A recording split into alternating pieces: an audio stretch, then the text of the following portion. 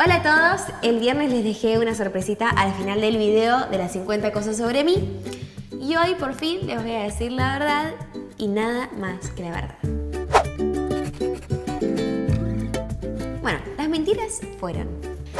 Una de las primeras mentiras fue, dije que nos peleábamos mucho con Francisco, que nos hacíamos chistes y que yo le terminé tirando el teléfono al agua y eso es mentira.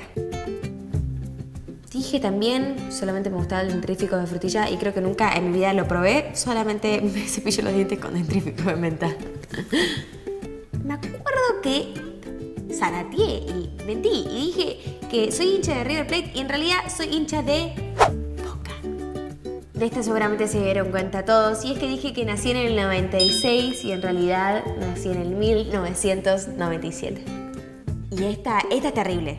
O sea, esta sí que es terrible. Por favor, las que no se dieron cuenta o los que no se dieron cuenta, es terrible también. ¿Cómo voy a decir que no me gusta el mate siendo argentina? O sea, claramente soy fanática del mate. Bueno chicos, espero que se hayan divertido mucho con este juego que les hice. Díganme en los comentarios qué tipo de video les gustaría ver o que haga.